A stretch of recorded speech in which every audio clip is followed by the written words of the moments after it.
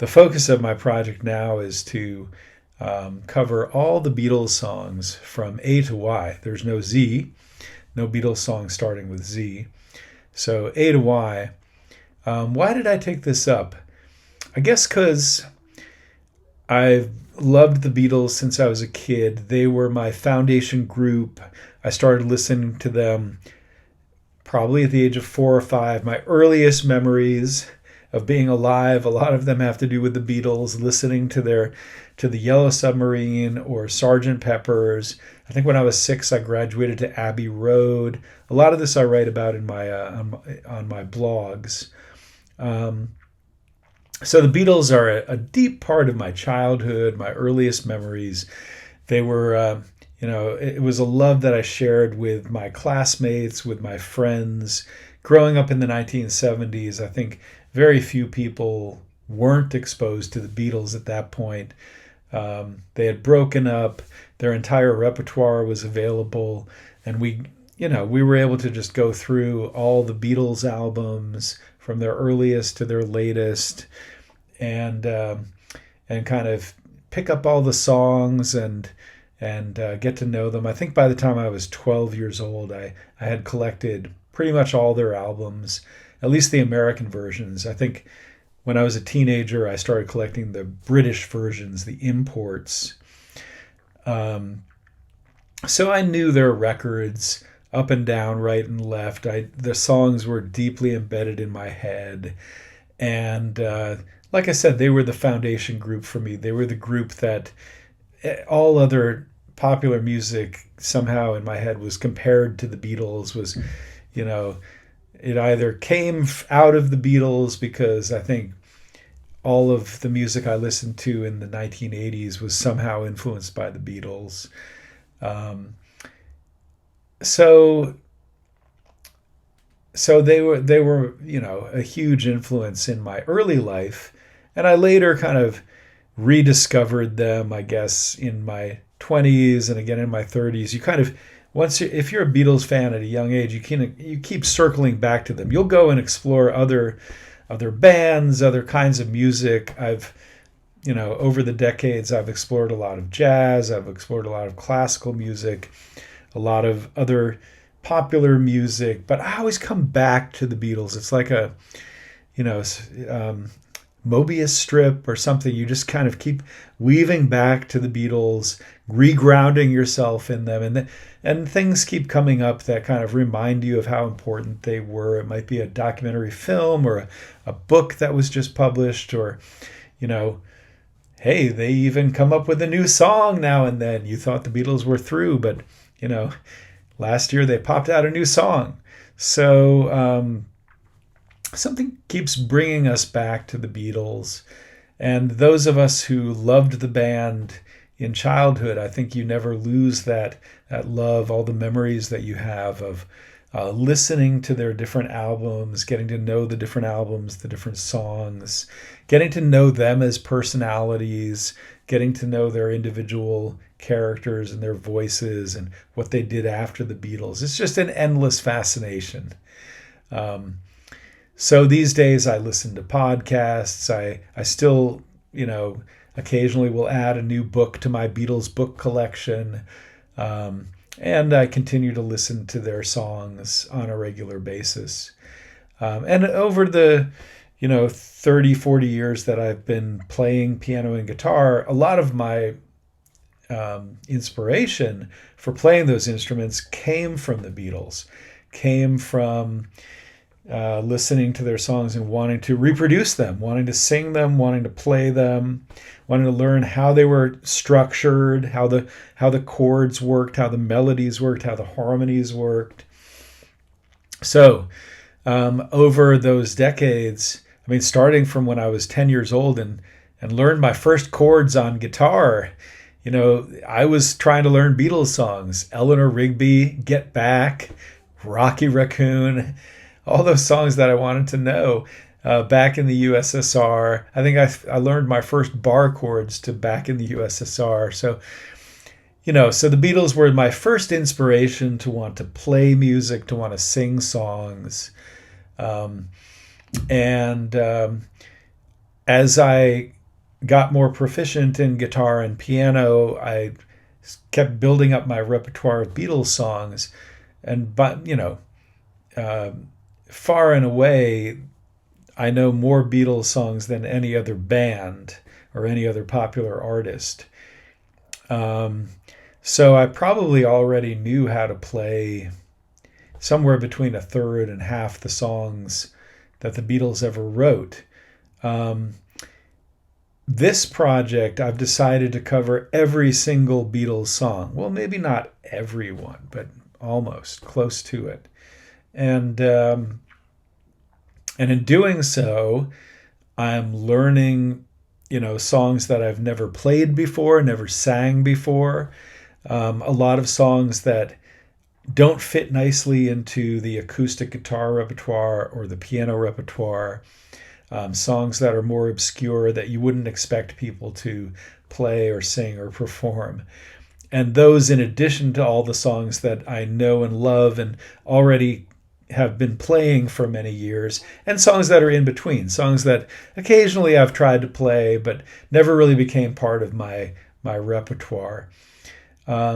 So I call this climbing Beatles Mountain. It's like a pilgrimage for me to go into each song and experience it directly by trying to reproduce it the best way I can. So mostly on guitar. I think most Beatles songs fit quite nicely on guitar and probably were composed on guitar. Then there's another set of Beatles songs that more or less written by Paul, who was working on piano.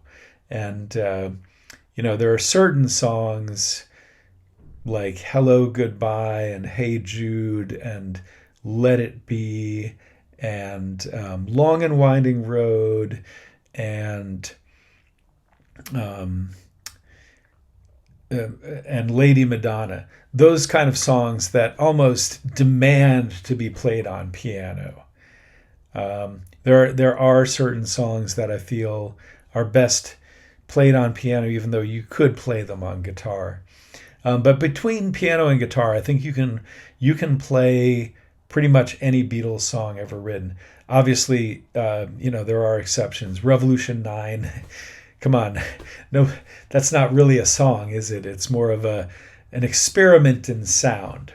And as much as I appreciate and respect that being on the White Album, as a kid, I listened to that incessantly and was always curious about how it was put together and what it all meant and what they were, all the different voices and what people were saying. But, obviously that's not really a Beatles song, is it? So there are, a few exceptions, but all the songs written by Lennon-McCartney, the songs written by George Harrison, that for the Beatles, those are all candidates. They're all songs that I think any guitar or piano player with some experience can learn at least the basics without too much difficulty. Right. So my goal, like I said, as a musician, is to be able to play songs that I can sing to, not to get too fancy with my piano work or guitar work, mostly just supporting the singing. And yeah, it's been quite a fun experience. It is a practice. I have to, basically I do this every morning after breakfast.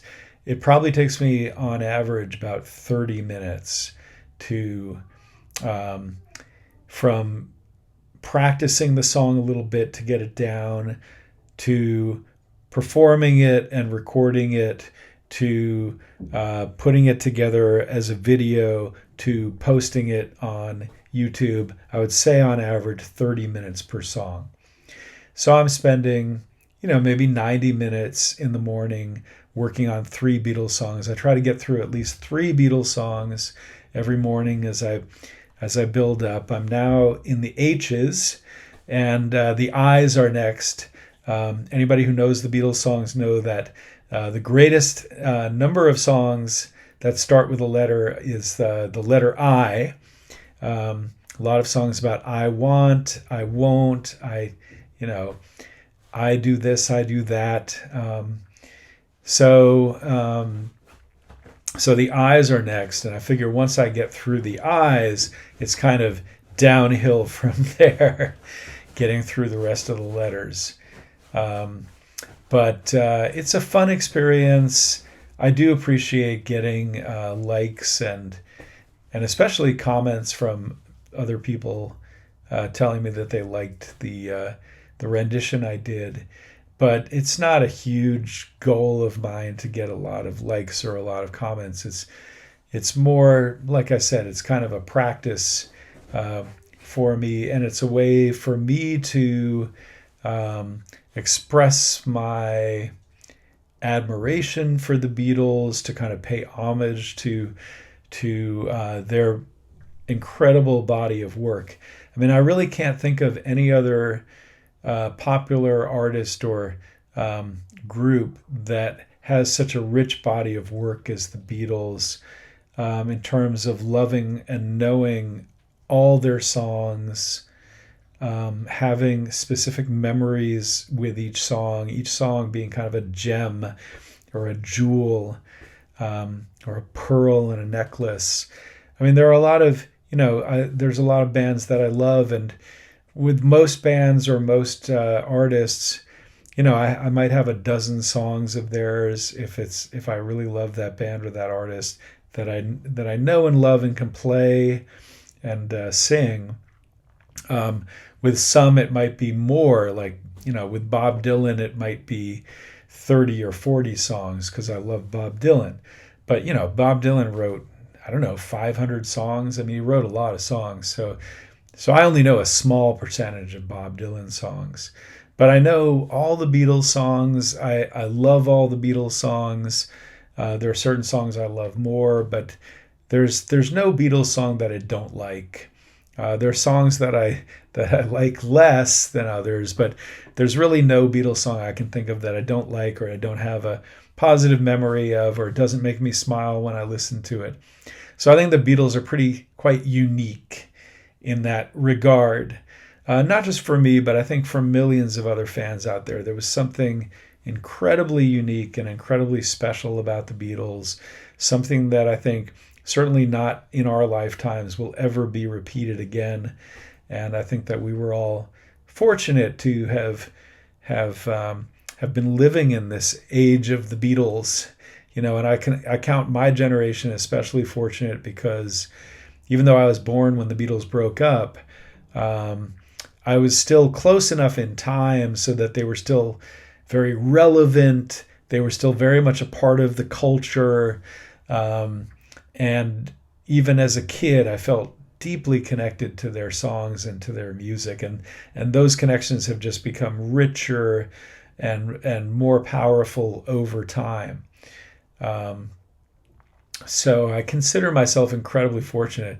I can think of several great musicians that I feel very fortunate to have been living within a time frame when they still feel quite relevant and incredibly powerful, from Bach to Mozart, Beethoven to the Beatles.